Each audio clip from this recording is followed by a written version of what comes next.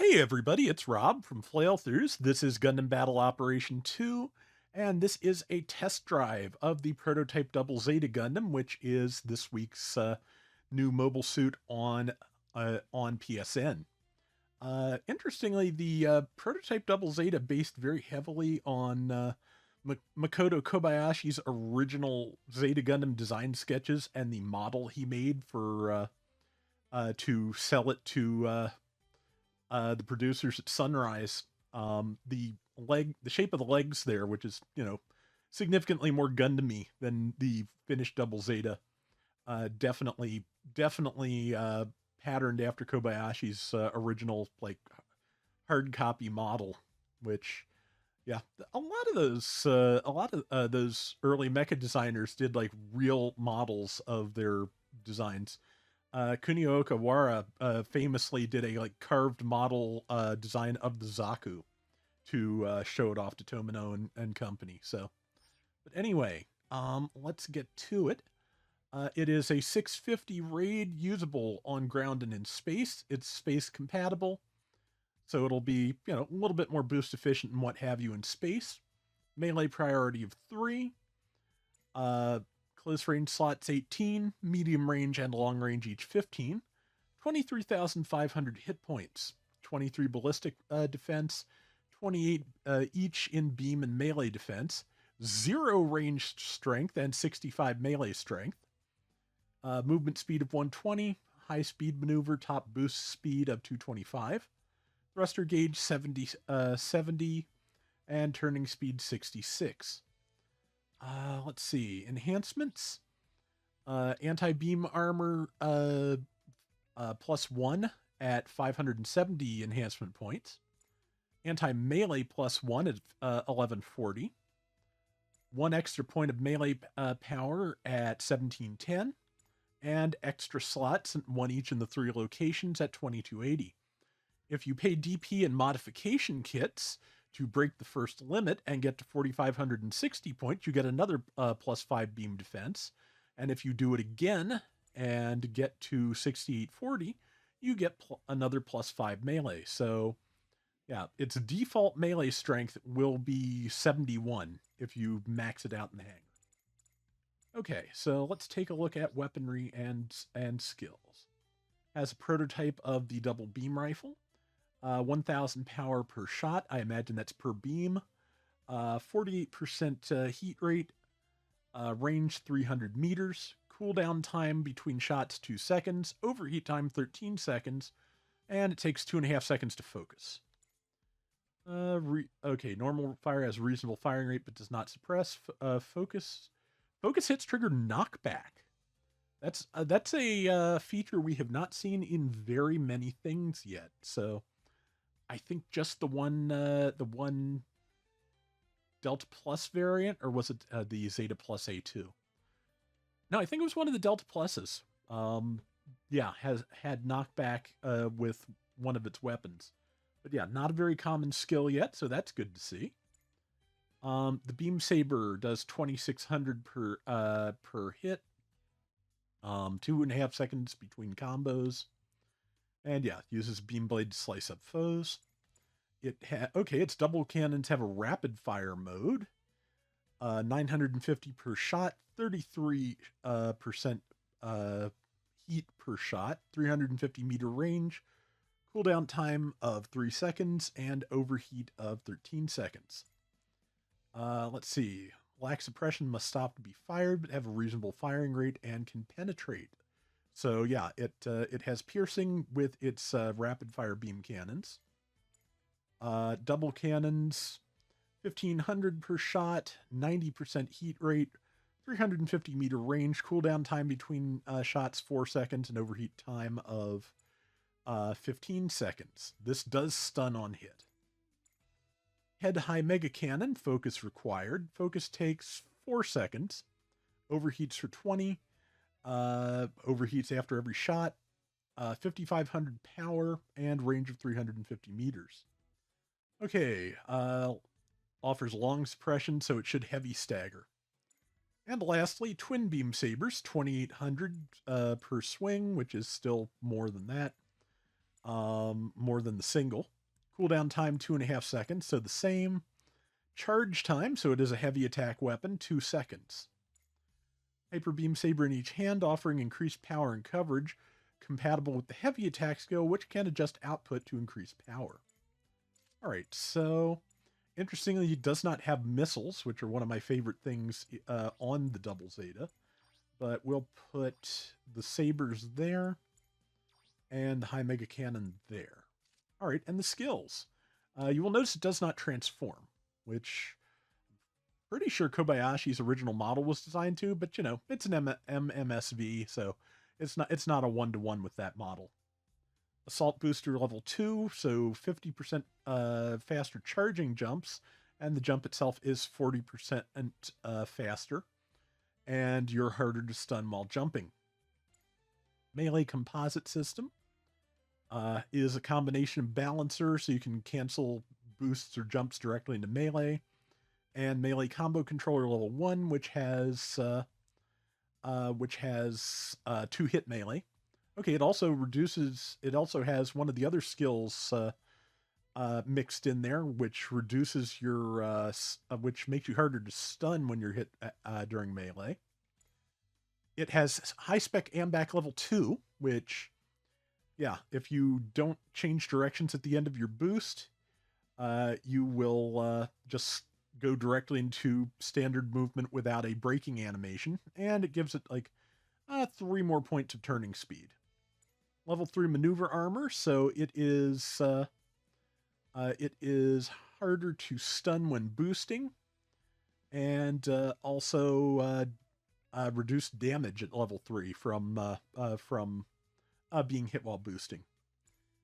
Man, whole sentences are hard. Force injector level 3 lets you change direction mid boost while with pretty good boost efficiency. Level 1 you can do it maybe twice and you'll overheat, and level 2 and 3 much better at that. Heavy attack level 1, so you know, the standard charge. Charged melee attacks ignore buffer damage and pierce shields. And also, you are harder to interrupt while a heavy attack is going. Power accelerator level 2, you can boost out of the animation from a clash or bounce, like right when you come out of it, so you have a little bit more time to react. Leg shock absorber 3, so 30% less stress on your legs after jumping, 15% after boosting, and very, very slightly quicker recovery time. Flight control 2, so you can both boost and jump in midair. Anti-blast stabilizer, so if something explodes next to you, you will not be heavy staggered. Damage control 3, so you're harder to stop with build stun. Immobile fire system, activated while using a ranged weapon you must stop to fire. Reaction caused by ranged attacks will be reduced. This effect does not apply while focused. So yeah, it won't work while you're charging, but if you use any of the shoulder cannon variants or the high mega cannon, you should be harder to stun out of those. That's good. Shoulder buffer, so the big shoulder pads take 30% less damage. Special arm equipment buffer, so the big fins on the arms take less damage, 30% in both cases. And finally, Biosensor ability boost, prototype Double Zeta flavor. Activates at 50% hit points, reducing damage taken from enemy attacks and stagger due to cumulative damage. Thruster consumption when starting and during high-speed movement is reduced. Okay, so that actually has reduced stun like in general, not just a point of activation. Is that just translation weirdness? No, here it is. While active, heavy attacks partially nullify enemy melee resistance. Nullifies all reactions except for stagger due to cumulative damage, but only at the point of skill activation. Okay, yeah, so I forgot. Most biosensor skills, when they activate, also even, build stun will still stop you, but even downswing will not knock you down, which can be very dangerous for the person attacking you. But yeah, okay, so once it hits below 50% health, it boosts faster, and it moves. No, wait. Yeah, defense up, less harder to stun, and less thruster consumption when boosting. Okay, yeah.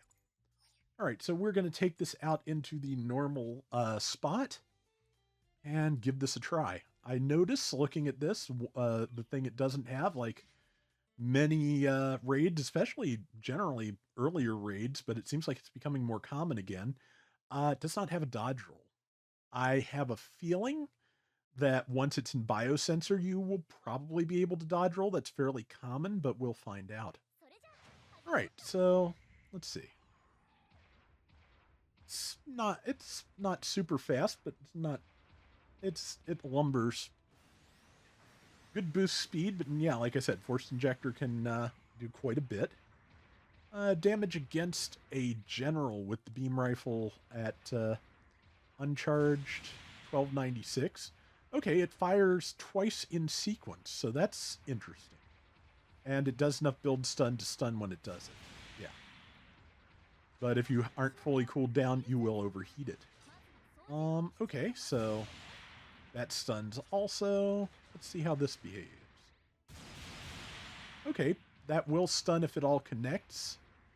And yeah, you do have to stop to fire, but it is relatively strong. And yeah, fires 3 times in a row and almost overheats itself. What else? Well, let's try the charged shot for the rifle. Okay, yeah, that stuns. Wasn't that supposed to do knockback? We'll look at that again. And it does, as you can see. Like, I'm just going to do this way real quick. Yeah. This is the distance before I fire. This may kill it, which will ruin the demonstration, but it did. Let's find something else. Zoc should be relatively easy to use for this. Alright, so let's look at, we're going to look at the Zoc's position relative to these crates. As you can see, back of the foot more or less starts where the crates stop. And now, the charged rifle. Boom. Yep. Doesn't knock back far, but if somebody is up on a building or what have you, it is definitely going to have an effect. That... I feel like it's maybe not as severe a knockback effect as the Delta variant. Yeah, it was Delta Chi, wasn't it? Variant that had the new knockback ability. Yeah, I feel like it's not as significant a knockback as that, but it's not bad. All right, starting with the single saber. Let's go someplace where the glare isn't totally masking the beam. We'll go back and visit this Gundam again. Yeah, not too bad in terms of just efficiency. Okay, 1, 2, fairly standard melee pattern here. Yep, pretty much the same as the standard double Zeta. Although, wait a sec, that's kind of interesting. Is it okay? It must go two-handed because, yeah, I think it grabs with. It swaps hands mid-swing. That's weird. Yeah, and then it stops afterwards if you don't cancel out of it to change back to the given hand. That is an odd animation. All right, so yeah, fairly standard patterns there. Let's look at the double sabers. Okay, that's that good vertical swing that the Proto Gundam I think has. Side swings, and the downswing is. Okay, it's that one with the very long travel. That's good. And let's see what the heavy attack looks like. Right. And then we'll check out the high mega cam. Okay. That is just a very... Whereas the downswing has a lot of travel, the heavy attack is kind of the opposite. You just plant your feet and combo the hell out of whatever is in front of you. 1, 2... Yeah, didn't even last to the third swing. I'm not surprised. But yeah, that's not bad. Alright, we'll take a look at the counter. Oh wait, no, first high mega cannon and then counter. Let's see. Okay, you can charge the high mega cannon while moving. That's interesting. I don't think the standard double Zeta can do that. Maybe it can now and the Faz is the only one that can't? I can't remember. Regardless, yeah. And yeah, it's a single shot. It heavy staggers and overheats. With no ranged mod and type disadvantage, as you can see, it rates significantly below 5500 on a 500 Gundam. But we are going to try hitting the Zoc with this real quick. Yeah, the fact that it can move while charging, pretty nice. It's definitely not as significant. Okay, that's kind of funny. Yeah, again, because it has like no ranged mod, you actually get the same damage out of a neutral slash as you do the charged high mega cannon on the Zoc. Basically, with the kind of numbers we're getting, the type advantage is like perfectly nullifying the Zoc's melee defense. Yeah, 53, and then the neutral kills. But yeah, it's like that's kind of funny that they are almost totally equal. All right, so let's see. Okay, a little bit of ASL as well on the cannon, but yeah, as you can see, the cannons, yeah, they do enough build stun to stop an ordinary mobile suit, but the Zoc with its stun defense, that's not enough to stun it. It'll be the double rifle apparently is. Yeah, that does plenty of build stun, so that's not bad. But yeah, it's interesting that it's such a difference in effect. You know, it occurs to me, let me try the knockback on the Gundam again, because maybe the Zoc's stun defense is cutting that down. Okay, Gundam is standing amidst the crates. One shot, and it is almost at the back of them. About the same distance, I'd say. Okay, so we will go into Biosensor mode in a second and check out the differences. But just first, here is, of course, the assault booster skill and the midair boosting. Yeah, can also jump in midair. Yeah, let's turn the health down to 40%, and I don't think it said the counter changes. We'll look at this and see. Yeah, I imagine it would be something with the high mega cannon if it did. Really strong counter, though. Let's see. Yeah, defense is up. As you can see, the boost efficiency is just off the charts. You can just keep going forever. But it does not gain a dodge roll in Biosensor mode. So yeah, you are entirely dependent on its defense and its maneuver armor. Given that Biosensor enhances those two effects, because yeah, you can just keep boosting, which will leave you, in a defensive position, and you can. Oh yeah, that was a lot more damage. Because yeah, now the heavy attack ignores a certain amount of melee defense in addition to ignoring buffers and shields. It ignores melee defense. So yeah, it's going to be a hard thing to stop. You're going to have to either heavy stagger it or counter it. Heavy stagger, downswing, or counter are going to be the easiest ways to put this thing down.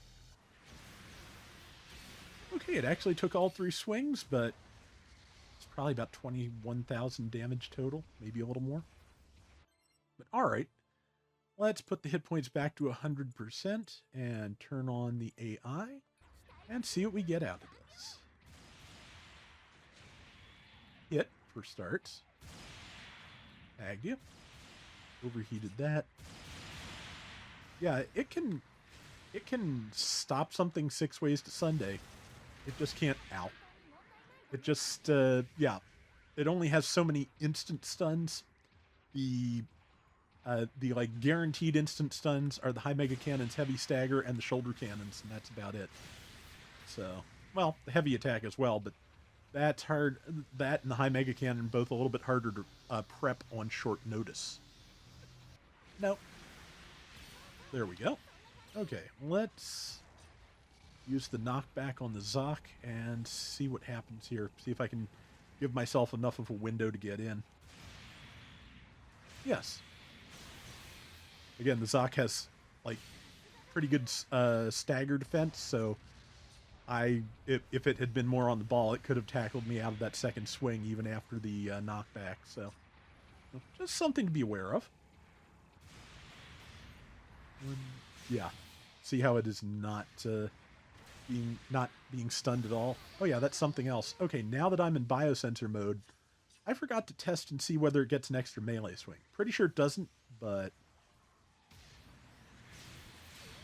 nope. Okay, yeah. So yeah, the ignoring melee defense with the heavy stagger is the extent of its new abilities. In terms of just like, actual capabilities, the defense up and the boost efficiency are a little bit more passive than just like getting more out of your heavy attack. So yeah, interesting setup. I don't know how well that is going to balance out in the end, but I think relatively well. Because the other thing is, of course, with good boost efficiency, you can just combo forever. Those are fast swaps. So missed, didn't miss that time. Yeah, it looks pretty good. Yeah, I put high mega cannon over there. Always forget that. I don't know why. Yeah, you can also, because you can move while charging the high mega cannon, you can get the most possible stun defense out. Oh, yeah, also there's piercing on this weapon, right? Yep, sure is. Gundam's down. I think there's piercing on that. I'm pretty sure there's also piercing on... I tried to dodge, which I can't do. Story of my life when doing, no dodge suits. I always forget at least once. Yes, that is piercing. That is okay. Yeah, it's the rapid fire guns that pierce. It is not the prototype rifle. That, at least not uncharged. That just has to do with knockback. Yeah, it looks like even the charged one does not knock back. So, well, I got it off of my back at least. Yeah, that is. Oh well, now I explode. But yeah, that is pretty good defense. In defense and stun resistance in maneuver armor. So, yeah, this is an interesting suit. I am gonna, since I got this on my own account, I'm gonna try and get around with it, hopefully. But that is gonna do it for this week's Gundam Battle Operation 2 test drive. Let me know what you think. Let me know if there's anything else you'd like to know. And until next time, everybody take care and have fun. Later.